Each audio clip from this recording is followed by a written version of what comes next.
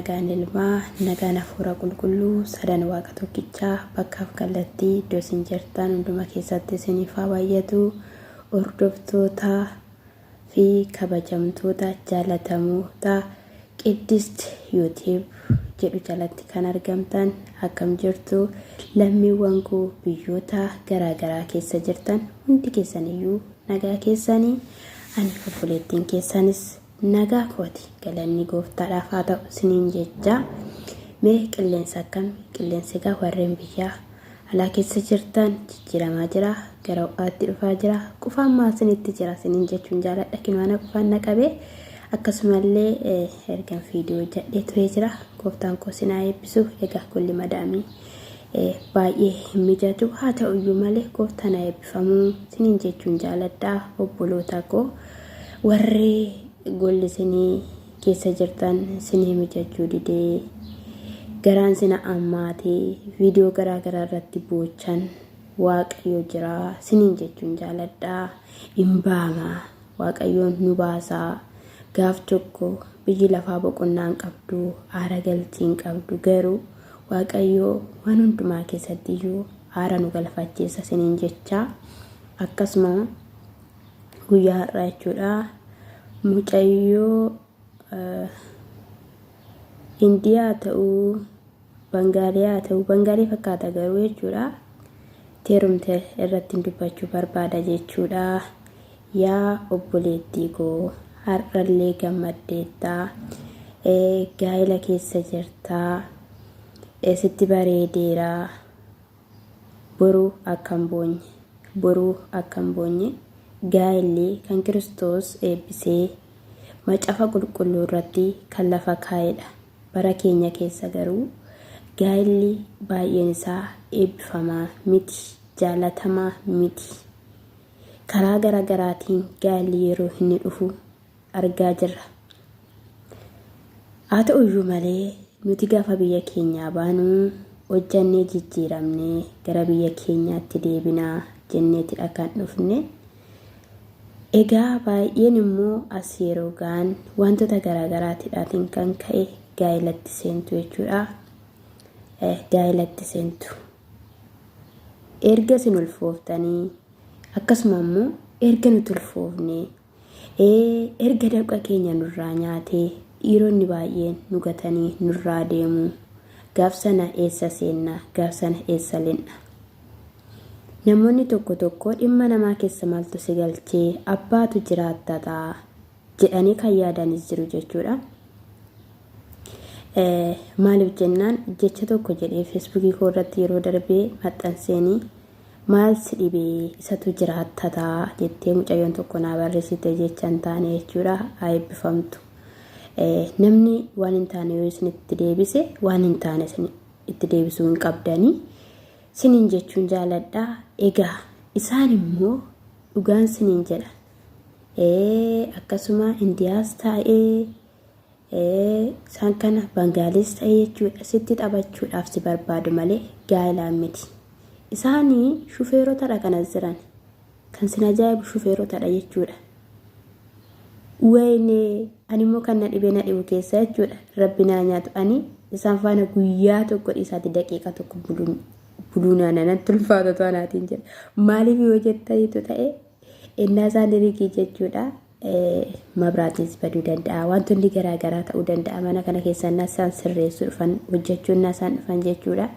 mataa keessan sin dhukkubsa fooliinsaa mataa keessan jechuudha akkamitti ani wajjin akka jiraatan mana naaf hin galu bakka inni foolisu jechuudha dhugaa Yesuus Kiristoos dubbachuudhaaf taanaan jechuudha isa kanarrayyuu jechuudha isa kana walitti matamee sirreeffamuun hin danda'a garuu miti gaa'elaan miti isaan jechuudha akka nama barbaadan si wajjin akka barbaadan ta'uu si tuttuquu waan baay'eedhaaf jechuudha nuti tuttuqamuudhaaf miti kan dhufne obboloota koo tuttuqamuudhaaf aammatamuudhaaf miti kan dhufne dhallee karaara teenyee bo'uudhaaf miti kan dhufne biyya ormaa keessa jirra wabiisa kan qabna maalidha kanaafiyyuu irraa of eeggachuun gaariidha gaa'elli kee gaa'ela milkaa'inaa gaa'ela badhaadhinaa gaa'ela jaalalaa si'iif haa ta'u si'iifan hawwa gaa'ela miidhaginaa akkasiif ta'u harkaan si galfachiisu akka sii ta'u maaliif jennaan yeroo baay'ee kan dhandhee gaa'elatti nuti lindhuuf shaamarran jechuudha.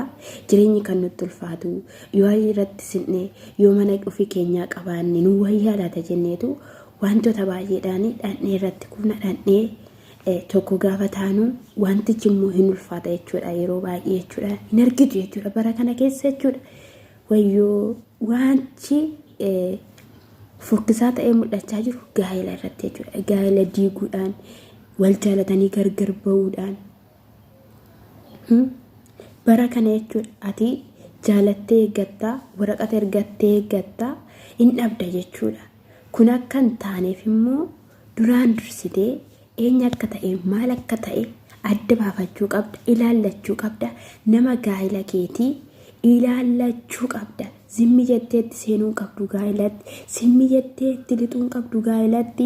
Inni la dhugaan siin jedhaa dubartii biyyaa qaba, dubartii biyyaa qaba. Ila afaan banee jedhamu na gannaa jedhe nan kolfan ture dhugaa dubbachuudhaaf jechuudha. Fidoo isaanii ilaalee jechuudha jedha har'a jechuudha. Ani barbaree maal akkatti nam'ee gubiyaan hin beeku jechuudha. Si'in soba sitti hin fakkaatin har'allee maal si galchee maal si dhibee jechuu dandeessu. Namoonni baay'een gaafa zingorsan maal si galchee maal si dhibee gaafa rakkattee lammii keenya waan taateef dhiiga keenya waan taateef si ilaaluun nutti hin tolu. Si ilaaluun nutti hin tolu. Hin gaddina hin boonya. Viidiyoo har'anaa argine na namoonni bu'an na namoonni gaddan na namoonni okkolan maaliif boonya? Lammii keenya waan ta'aniif nama waan ta'aniif uumama rabbii waan ta'aniif nu fakkaatanii waan uumamaniif nuti biyya gola rakkinaa keessa waan jirruuf waan beennuufidha. Kanaafiyyuu maal si galchin jedhin maal si dhibeen jedhin hin dhiba. Wayiifuu irratti dubbatan irratti dubbatu simmi jedhee miti. Buleettii koo waan barbaade hojjechaa yoo irratti dubbate si ilaallata siin jedheeti malee sin ilaallatu siin jedheeti miti. Shaamarreen biyya Arabaa dhufne bakka obsinee dandeenye cafa qabnee akkuma taanu gadi jennee obsinee amma Waaqayyo nu gargaare hojjannee gara biyya keenya imalla. Sanyii keenya zarii keenyatti heerumna yookaan immoo ilaalladhu. Namun barbaade yoo ta'u sanyii barbaade yoo ta'u faranjii haa ta'u Ameerikaas Awurooppaas Indiyaas haa ta'u ilaalladhu suuta jedhi in ariifatiin itti seeniin. Inni la ariifattee haadhatti seentu ariifatee si gatee si biraa deema. Ariifatee si gatee si biraa deema jechuudha. Wanti suuta jedhamu wanti qansi jedhamee ilaalamuuf yaadatamu tokko miti. Kottu galatti seena siin jedhe maabbichaa shaanxaa keessa bassabdee fuutee wajjiniin galuun qabdu dhiira wajjiniin. Kan dhiira yeroo baay'ee ofirratti roorrisu nu warra shaamarraniiti jechuudha. Bakka ofittamummaa naan qaban ofittamummaa qabaadhu jireenya keetiidhaaf si fayyada bara keetiif si fayyada.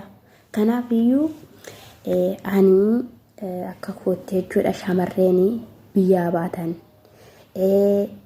waaqa faa galatoona maatiin kochinkoo tokkotti natti hin baasne wanti turu gaariidha kan isiniin jedhuuf. Kanaaf wanti ture toladha. Yesus gooftaadha isiniin jechuun jaaladha. Bakka waan hin baaseen qabu jechuudha. Hani Waaqayyoon tola balbala naa bane garuu waggaa 3 dhabnaa laa qabame Waaqayyoon tola balbala naa bane tolaan dhufee maatiin koodhaan iyyuu chaa'u osoo hin jedhinan jechuudha. Toon biyya deemee obboloota kootti nagaan aaminan. Ani kanaan dhufe sinii gala miti. Waaqayyo gaafa balbala sii banu toladha. In tura malee jechuudha. Warri sangaa isinitti gurguranii warri lafa isinitti gurguranii dhalli koo yoo achi deemtanaaf isin darbaa isheef isin darbaa asitti maaliif daalachuufti jedhanii isin erganii jiru waan ta'eef lakki nuti miidhama qabnaa ergineerraa fi gargaarreerraaf kan jettanii jiraachuu dandeessu. Haa ta'uyyuu malee elaa gaafatti waan tokko irra geessu armeen kee arguu barbaaddi. Biyyatti galtee akka ishii dhungattee ofitti si qabdee si waliin guyyaa tokkollee buna dhuddee si gaggeeffattee abbaa manaa keessaa ta'uu warra abbaa manaa keettis haa ta'uu manatti ol seensisanii wal baran isaanitti tola. Eenyu beetta biyya ormaa maal beetta maalummaa isaa beetta eessatti isa beetta eessatti biyya isaa beetta eessatti obboloota isaa beetta afaan isaanii maaliif beetta.